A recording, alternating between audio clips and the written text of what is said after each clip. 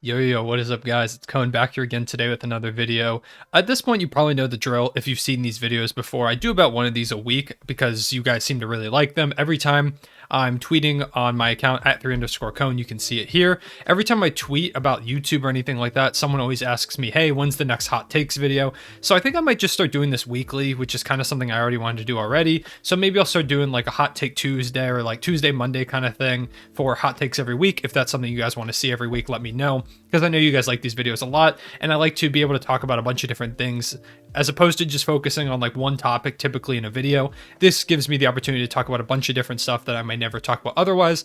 Plus, it's fun to see what you guys are thinking basketball wise. So if this is something you want to see more of, please let me know in the comment section. Let me know by liking the video and subscribe if you want to see more types of these videos. Basketball content pretty much every single day. If you're new to the channel, most of the people who watch these videos are not subscribed in the first place, so go ahead and subscribe so you don't miss out stuff in the future. But going ahead, basically the premise of this video is I'm going to be reacting to your hot takes. As you can see, I tweeted out just earlier today, drop me some hot takes about the NBA to react to in a YouTube video, and you guys, as usual, left a ton of responses, so I'm gonna try to get to as many as possible. If I see some repeats, then I won't do repeats, but I'll kind of just go for an amount of time that feels about right. Maybe this will be around 15 to 20 minutes, and yeah, so we'll just go ahead and get into it.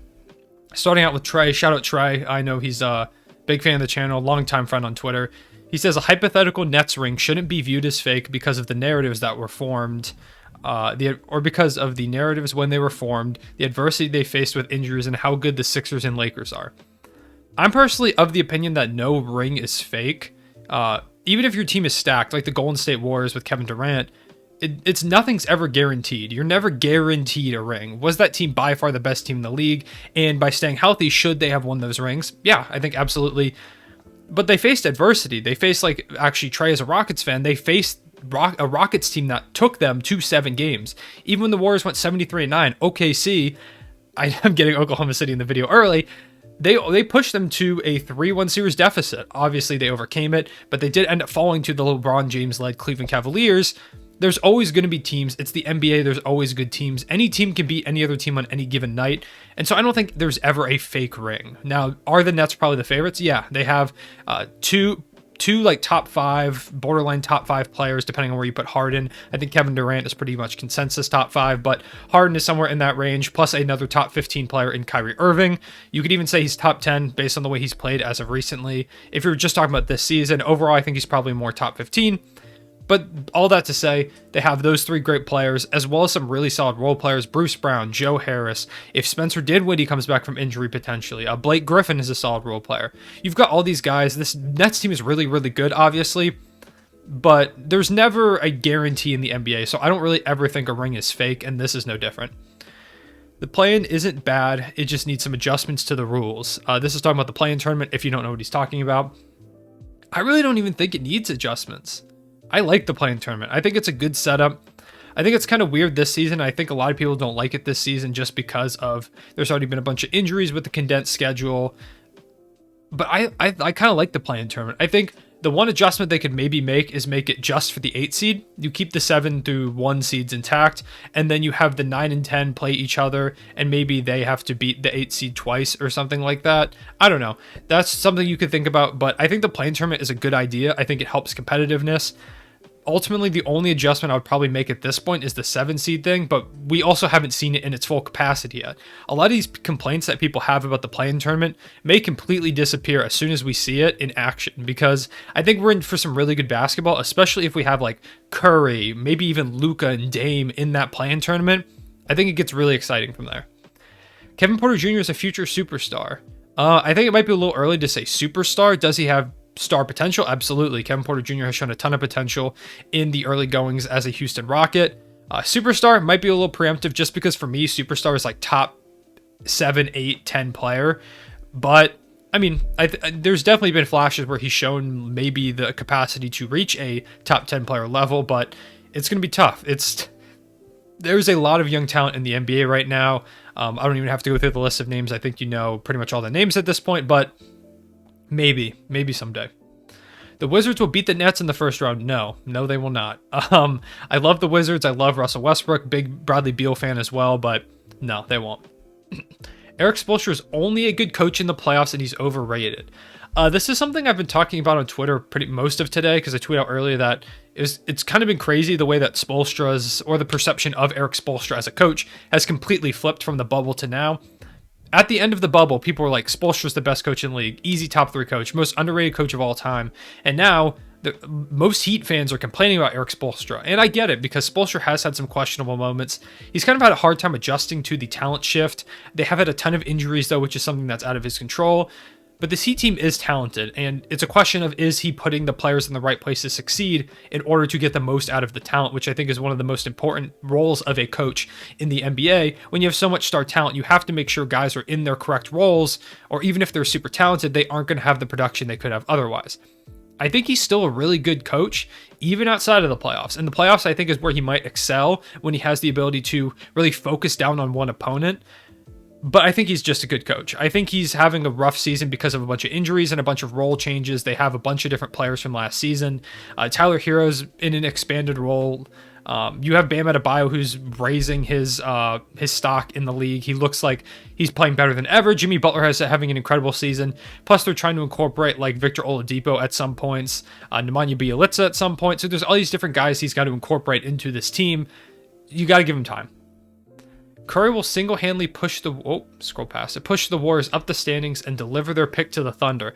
I'd love to see it. I don't know if they're going to get it. If you don't know, we have the Warriors pick, but only if it's top 10. The problem is, I don't know if the Warriors are going to be able to get up there, because it's you have to be a like top 5 seed in the Western Conference for that to happen. I don't think it's happening. I don't think we're getting that pick. I think it's a little too far off. The Suns will beat the Jazz in a 7-game series. I don't even think this is that hot of a take. I think that's 100% possible. The Clippers or Nets get eliminated early before the finals. I think this also isn't that hot of a take. The Nets are really, really good, and same with the Clippers. But there are some great teams. Trey's tweet earlier talked about the Sixers and the Lakers as just 2 examples of really good teams in each conference. But there's also Milwaukee, who I think matches up pretty well with the Nets, having Jrue Holiday to try and stop one of the guards, Giannis, Chris Middleton, playoff experience galore on that roster as well.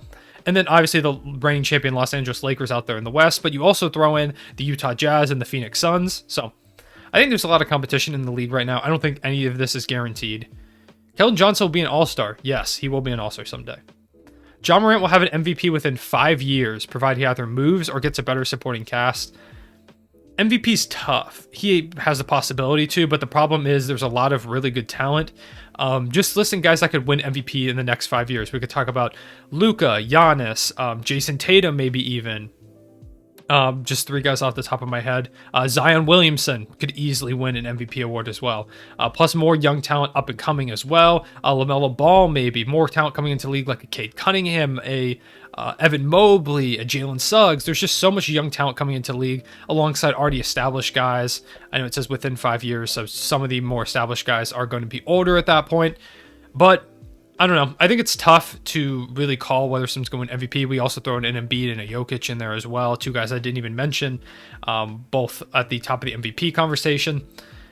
It's possible. I don't know if it'll happen. MPJ is overrated. I do not think so. I want to make a video on Michael Porter Jr. because he's been insane recently. He is destroying opponents. Let me know if you want to see a whole Michael Porter Jr. video. Lakers are still winning back-to-back champions. That's very possible. The Timberwolves are going to reek for the next couple years. No, I think the Timberwolves are on the way up like really fast, especially if the Wolves get their pick this year. Their future is one of the brightest in the league. Anthony Edwards, D'Angelo Russell, Karl Anthony Towns, McDaniels looks really, really solid.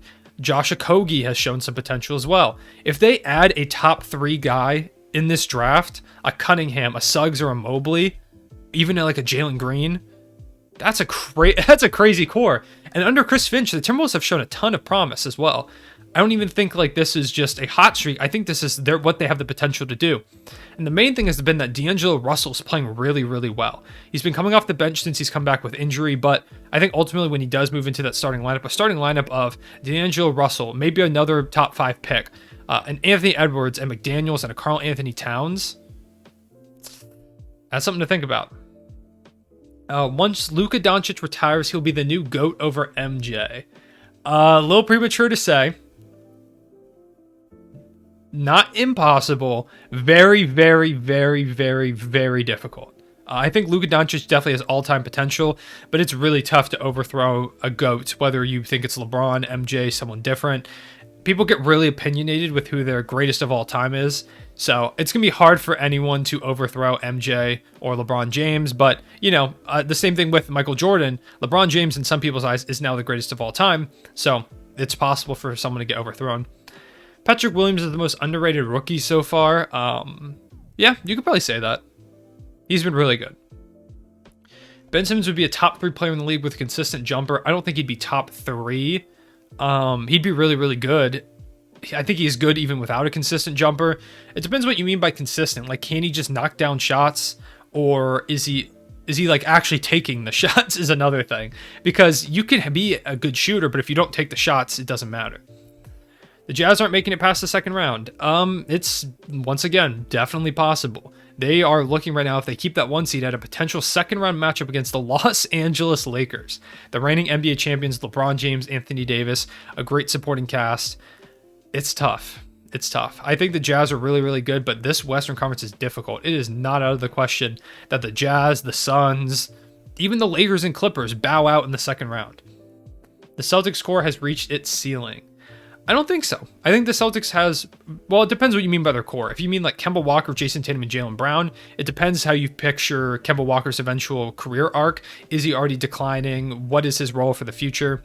But if you're talking about Brown and Tatum, which is what I think I consider their core, I don't think so, because you have Robert Williams, who's still young. You have young up-and-coming players. Peyton Pritchard's been really good for them. Aaron Nesmith has potential as a shooter. I don't think they've reached their ceiling. I think there's still time for this Celtics team, especially for the duo of Jaylen Brown and Jason Tatum, who progressively have gotten better and better and better every single season. There hasn't been a season where either of them have had a down year. Every year they get better, this year both being all-stars. I think there's a lot there. Chris Paul should be a top 3 MVP candidate. This really comes down to if you value stats or winning more. Because statistically, Chris Paul is not having a great season, or not, at least not an MVP caliber season. But winning-wise, he's definitely up there. It also depends if you see him or Devin Booker as the motor behind this team, because teams typically don't have 2 MVP players. It's one guy has MVP and the other one's kind of out of that consideration. So it has to be Chris Paul or Devin Booker, I guess, and depends who do you look to as the motor for that team. Is it Devin Booker, who's putting up the way better statistical numbers, or is it Chris Paul, who came into this team and helped them become the powerhouse that they are? The Warriors will be final contenders next season if they stay healthy.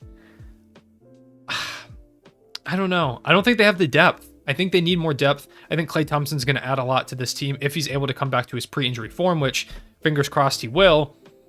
But they need more depth. I think they could end up moving Wiseman and maybe Wiggins as a package to try and grab another star. Or if they get the Wolves pick, they could trade it and try and grab a couple pieces to bolster that roster. Or even if they get the Wolves pick, just draft a young guy, add him to this core, see what he does. I don't know.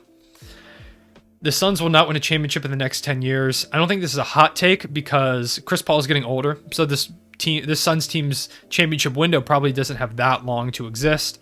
And winning a championship is really, really, really hard, especially for a smaller market like the Phoenix Suns. I hope OKC wins tonight. We will not. The Nets won't even make the conference finals, so I guess he's saying that they're going to bow out to either the Bucks or... Well, if they're the 1 seed, does that mean they're bowing out to the Hawks or the Knicks? Or even like the Celtics, depending on whoever gets that 4 or 5 seed.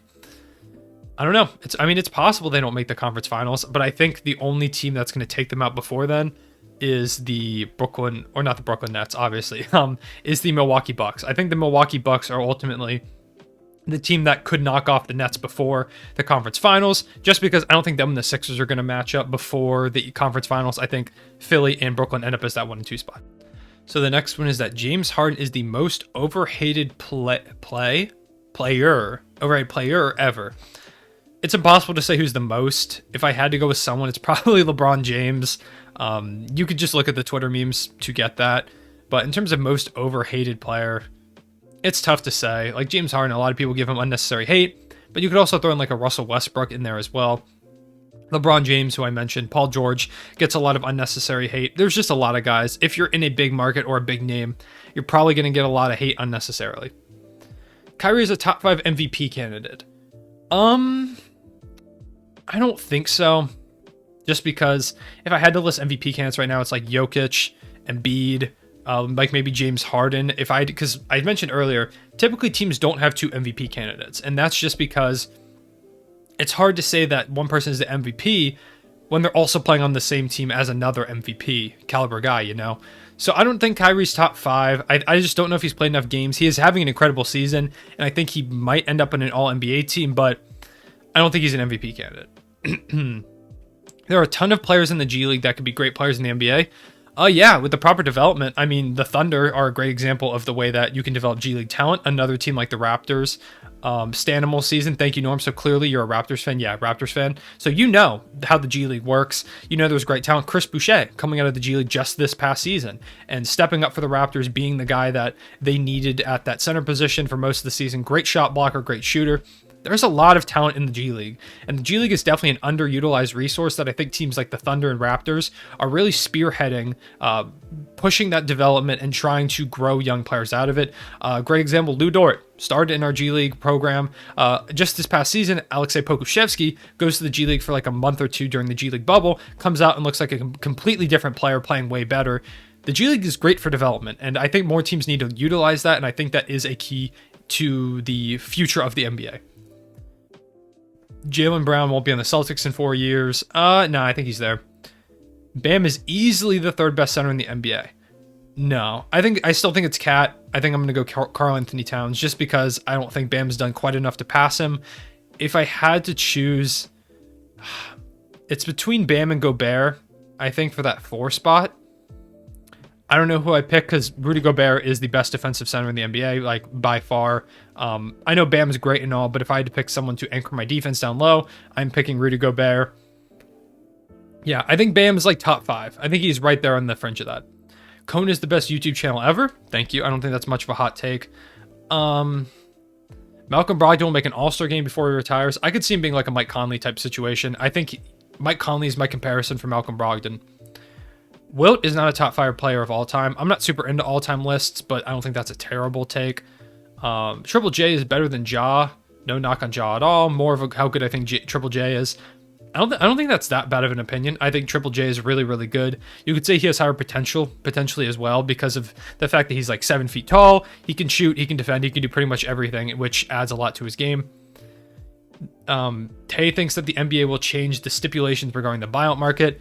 I don't think so. I don't think that's that big of a deal. I think it got a little overblown this past season. I don't think the buyout market needs too much fixing. Michael Porter Jr. will be better than Jamal Murray next year. It's very possible. The Hornets have a chance to make the conference finals at least. No, it's too soon. I really like the Hornets. The Hornets have become one of my favorite teams to watch in the entire NBA. Not even just like the East, the entire NBA this season. But conference finals this season that's way too early. They're not beating the Nets, they're not beating the Sixers, and they're not beating the Bucks, and that's 3 teams alone. I think the Nets or the Hornets. Sorry, we've talked a lot about the Nets. I think the Hornets are going to be really, really good in like a couple seasons, but I think for right now, they're just a pretty solid team.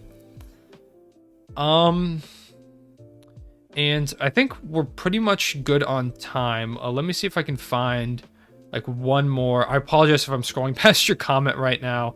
I'll stop for Dylan's Thunder chats. The Thunder will make a trade at the draft. I think it's possible, and I definitely think we do. Even if it is for something small, like if we try and trade up back into the first round, if we try and trade like a future pick for a pick this year, I think a trade at the draft is definitely inevitable, especially if we want to use like an Al Horford type player to try and either if we move down with that to get off his contract or we use him to trade up because he was really good this past season. I think the draft is where we're going to make most of our moves.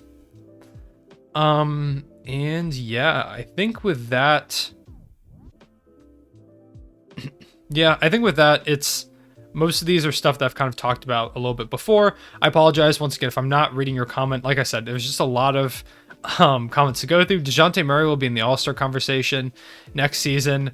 That's possible, but I'm not sure if it's next season. I really like DeJounte Murray though. DeJounte Murray is one of the most like under talked about young players in the entire NBA. Great passer, great defender, solid shooter, solid shot creator. DeJounte Murray really does it all, and I'm super happy to see him healthy and succeeding. I think he's going to be really good for the future of the Spurs. And we're going to end on this one. Chris Middleton is the Tyler Hero of Klay Thompsons.